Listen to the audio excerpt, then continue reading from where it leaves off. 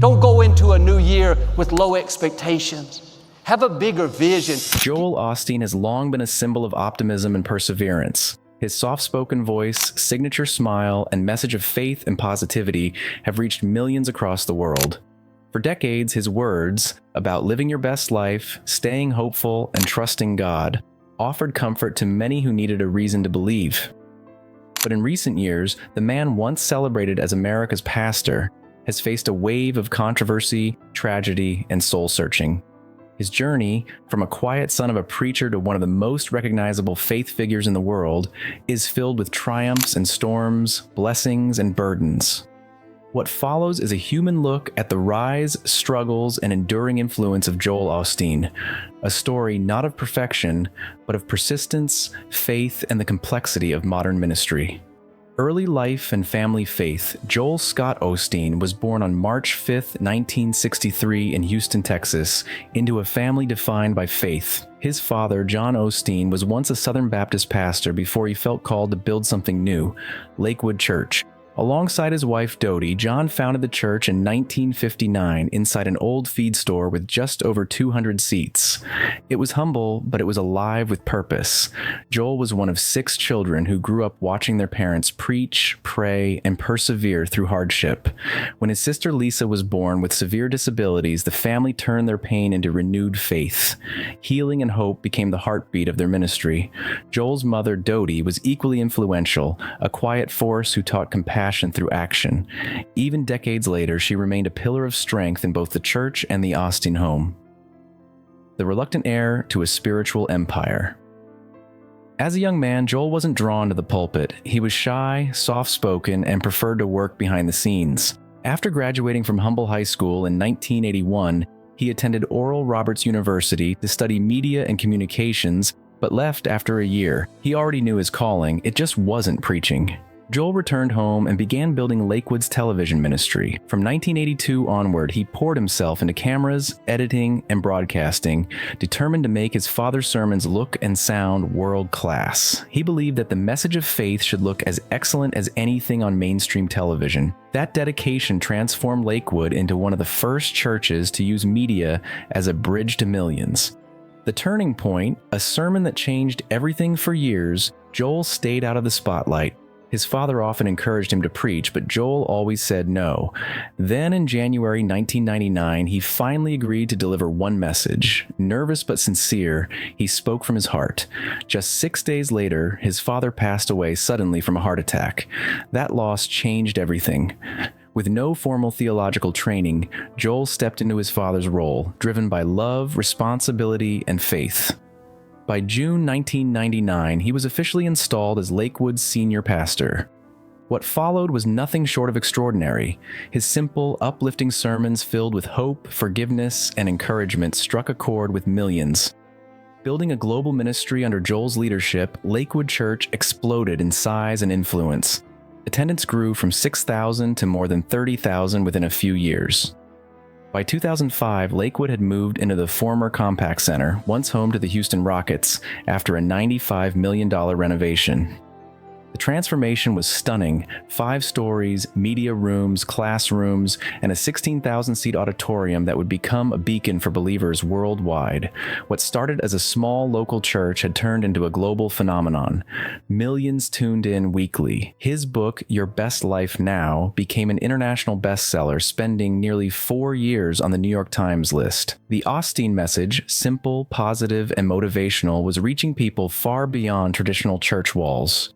Trials and tragedies. No ministry, however large, is immune to crisis. In 2017, when Hurricane Harvey devastated Houston, Lakewood Church faced backlash for initially delaying the opening of its doors to displaced families. Photos of a dry parking lot circulated online, fueling outrage. The church later opened as a shelter, providing aid to thousands, but the damage to public trust was already done.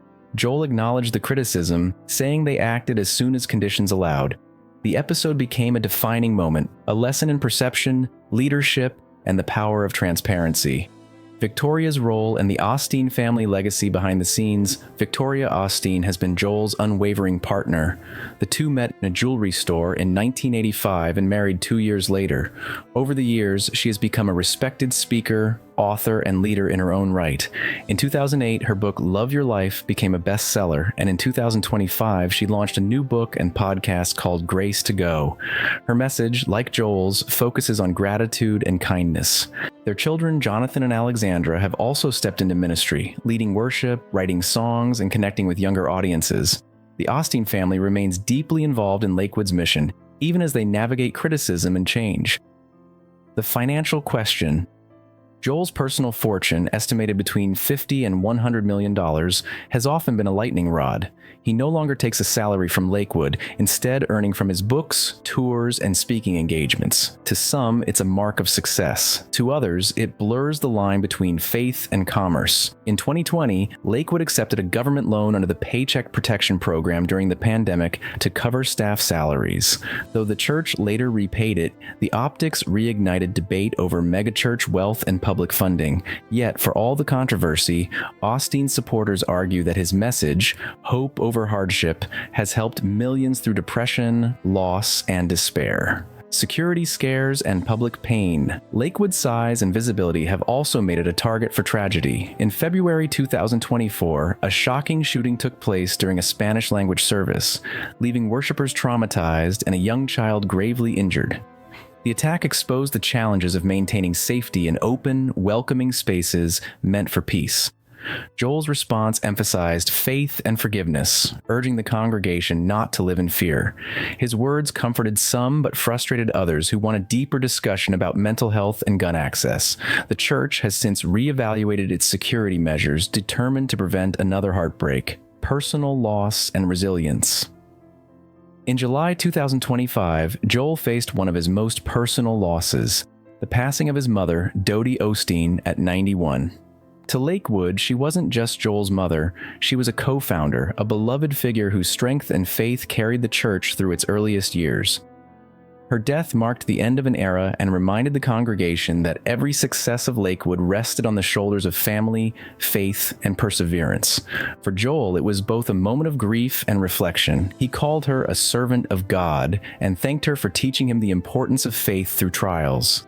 A ministry at a crossroads today, Lakewood Church still draws tens of thousands each week, but the world around it has changed. Faith is now filtered through social media, sound bites, and public opinion. The very tools that once propelled Joel Osteen to fame, television, mass communication, and global branding, have also made him a target of constant scrutiny. Attendance has fluctuated, and critics continue to question whether his message still resonates in a world increasingly cynical about organized religion.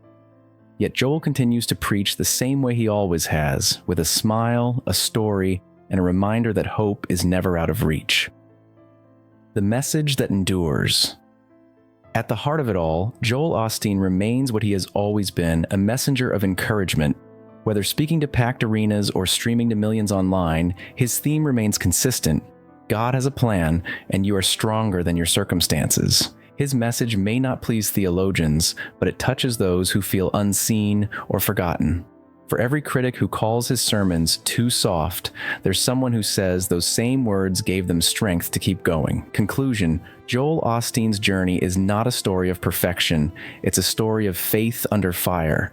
From the dusty feed store where Lakewood began to the modern megachurch it has become, the Osteen legacy reflects both the beauty and the burden of leading millions. His life reminds us that influence invites both praise and pressure, that faith tested by controversy can either crumble or deepen. Through triumphs, tragedies, and relentless scrutiny, Joel Osteen continues to stand before the world with the same message his parents taught him decades ago. Keep believing, keep hoping, and keep moving forward. Because in his eyes, and in the eyes of those who still listen, faith is not about never falling. It's about rising every single time with grace.